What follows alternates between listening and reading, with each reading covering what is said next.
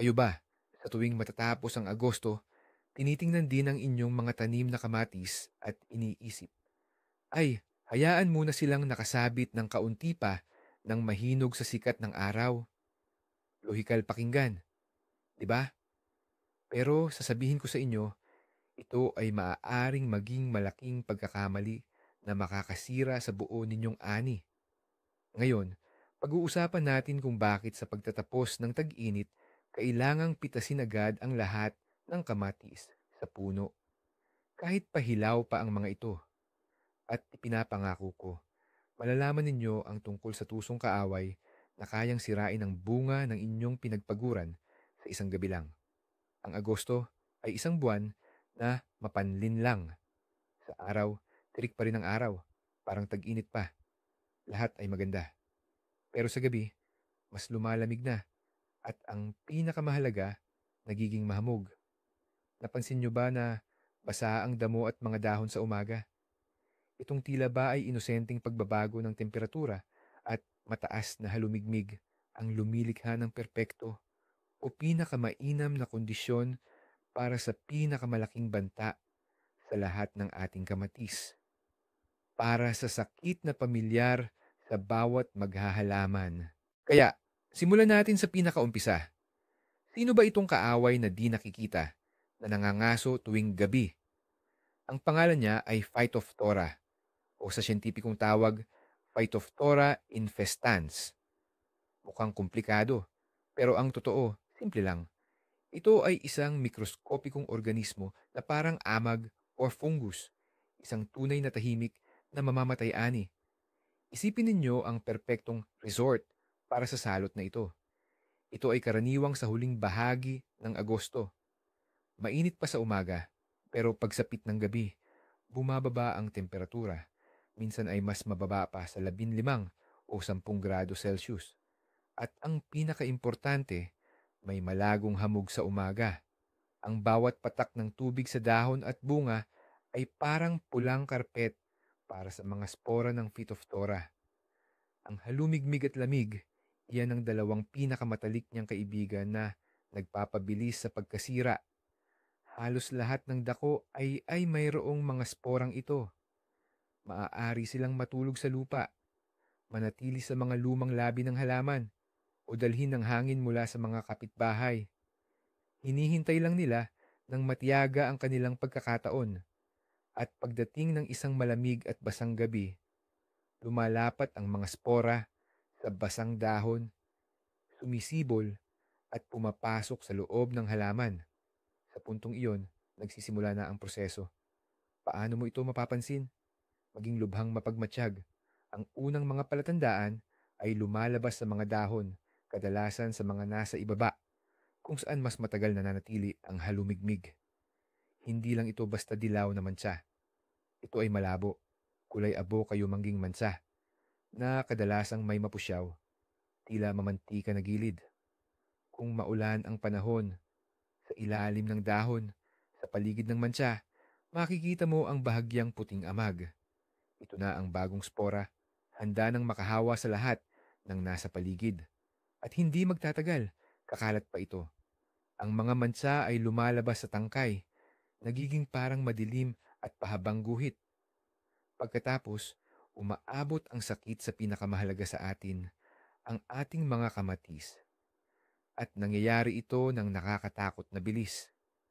Sa loob lang ng ilang araw, ang isang malusog, punong-puno ng lakas na halaman ay maaaring maging isang maitim, nalanta at walang buhay na bagay. Kaya kailangan nating kumilos ng mabilis at maagap. Marami ang nag-iisip. Pero hilaw at matigas pa naman ang mga kamatis ko. Matibay pa yan. Hindi siguro kakapitan ng sakit. At ito mga kaibigan, ang isa sa pinakamapanganib na maling akala na pwedeng sumira sa inyong buong ani. Kaya tara, wakasan na natin ang mitong ito. Ngayon na at magpakailanman. Ang totoo niyan, ang Phytophthora ay hindi lang problema sa ibabaw o sakit na balat lang ng bunga ang tinatamaan. Ito ay isang sakit na umaabot sa buong sistema ng halaman. Kapag ang spores nito ay dumapo sa dahon o tangkay, pumapasok sila sa sistema ng daluyan ng buong halaman. Isipin nyo ang sistema ng daluyan ng dugo sa tao. Mayroon ding katulad niya ng halaman. At sa pamamagitan ng mga daluyan na ito, nagsisimula ang paglalakbay ng fungi sa buong halaman. Kumakalat ito sa tangkay, sa mga sanga, at syempre, sa tangkay ng bunga. Yung mismong maliit na sanga or koneksyon na nagdudugtong sa kamatis sa halaman. At sa pamamagitan nitong tangkay ng bunga, direkta nang pumapasok ang impeksyon sa loob ng prutas. Sa labas, ang hilaw mong kamatis ay mukhang perpekto. Makinis, makintab at matigas kapag hinawakan. Pinipitas mo ito, inilalagay para mahinog, at iniisip mong nailigtas mo na. Pero sa totoo lang, nagdala ka ng isang time bomb sa loob ng bahay. Sa loob ng kamatis, lalo na sa init, mabilis na lumalaki at kumakalat ang fungi. At pagkalipas ng ilang araw, sa halip na mamula, ang kamatis ay biglang magkakaroon ng kulay kape, malabo, at lubog naman siya. At yun na, wala ka nang magagawa kundi itapon ito. Kaya tandaan, ang kulay berde at tigas ay hindi kalasag. Ito ay pagbabalat kayo lang, kung saan ang tuso mong kalaban ay gumagawa na ng paninira sa loob. Ang buong halaman ay naapektuhan na, ibig sabihin, bawat bunga nito ay nasa matinding peligro. Sige, paano kung nakatira ka sa lugar na tuyo ang klima? O kaya naman, sigurado kang walang phytophthora sa bakuran mo dahil ginawa mo na ang lahat ng pag-iingat. Kung ganoon, hindi kaya mas mainam na hayaan na lang silang mahinog sa sanga. Kasi, aminin natin, mas masarap talaga ang kamatis na hinog sa sikat ng araw. Loikal nga pakinggan, pero dito naman papasok ang ikalawang mahalagang punto. Sa pagtatapos ng Agosto, ang kalikasan mismo ang tila bumubulong sa mga halaman. Matatapos na ang tag-init, oras na para maghanda sa pagtatapos. Ang biglaang pagbaba ng temperatura sa gabi ay matinding stress para sa mga kamatis. Dahil ang kamatis ay halaman na mahilig sa init. Kapag lumamig ang gabi, ang halaman ay automatikong lumilipat mula sa pamumunga at paglago tungo sa survival mode. Lahat ng biochemical na proseso sa loob ng halaman ay biglang bumabagal. Ang pagbuo ng asukal at lycopene, ang sangkap na nagbibigay kulay pula at nagpapalusog sa kamatis, ay halos humihinto. Hindi na ginagamit ng halaman ang mahalagang lakas nito para patabain at bigyan ng kulay ang mga bunga. Ang lahat ng enerhiya nito ay napupunta na lamang sa pagdaan sa malamig na gabi, pagpapanatili ng sistema ng ugat, at kahit paano, pagsuporta sa buhay ng mga dahon. Bilang resulta, ang iyong mga kamatis ay tila nakabitin na lamang sa halaman. Maaari silang manatiling berde o medyo kayumanggi sa loob ng mga linggo nang hindi nagbabago ng kulay o laki. Kasabay nito, patuloy silang humihigop ng natitirang sustansya mula sa halaman na lalong nagpapahina rito. At ang mahinang halaman muli ay madaling kapitan ng anumang sakit, hindi lang ng phytophthora. Nagiging isang vicious cycle ito. Naghihintay kang pumula ang kamatis, pero hindi ito pumupula dahil nilalamig. Habang nakabitin ito at naghihintay ng init, tumataas ang panganib na magkasakit ito sa bawat malamig na hamog. Kaya, ano ang dapat gawin para mailigtas ang inyong ani at masigurong hindi kayo malulugi? Ang sagot ay simple, epektibo, at subok na ng maraming henerasyon ng mga magsasaka at hardinero. Kailangan nating gawin ang tinatawag na pagpapahinog o post-harvest ripening. Huwag kayong mabahala sa salitang ito, napakadali lang nito.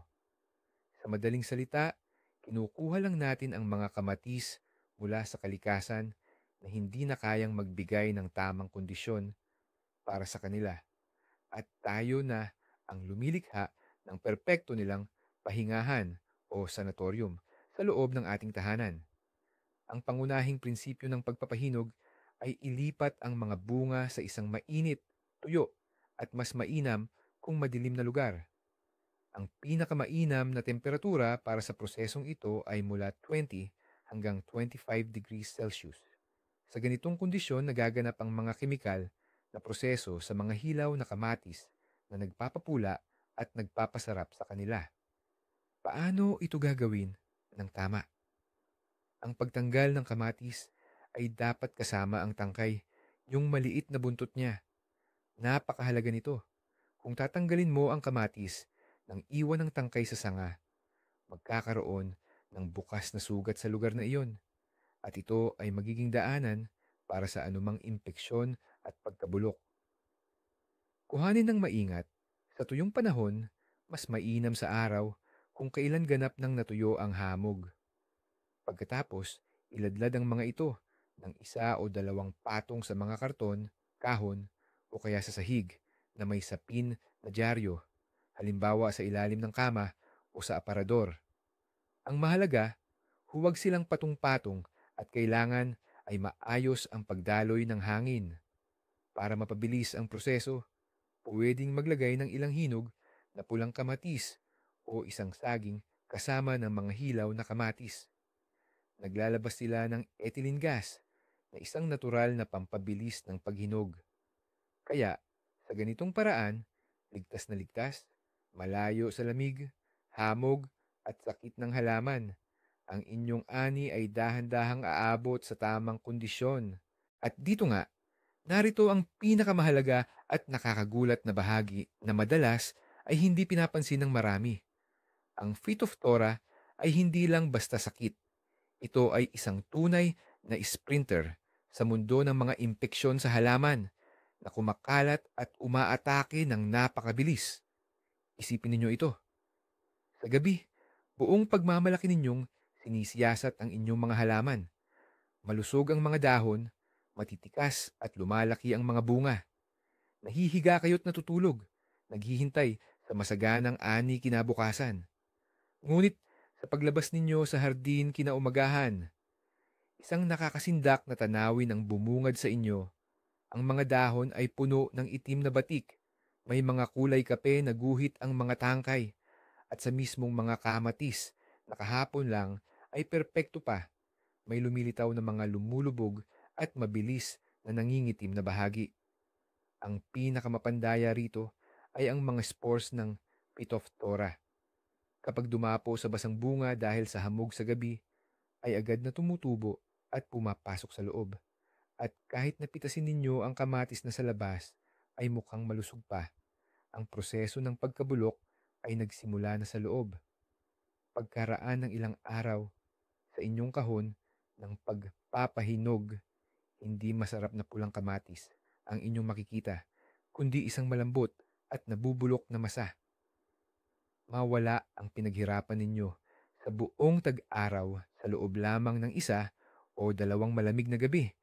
Iyan ang tunay na halaga ng pagpapabukas-bukas.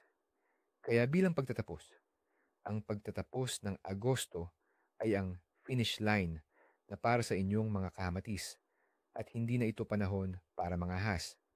Malamig na gabi, sagana na hamog, at ang laganap na Phytophthora, ito ay isang mapanganib na kombinasyon na nagbabanta sa inyong ani.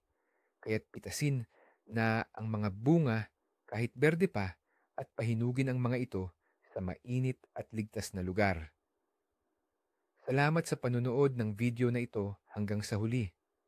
Kung nakatulong ito sa inyo, huwag kalimutang mag-like at mag-subscribe sa aming channel para hindi ninyo mapalampas ang iba pang mahahalagang sikreto sa paghahardin.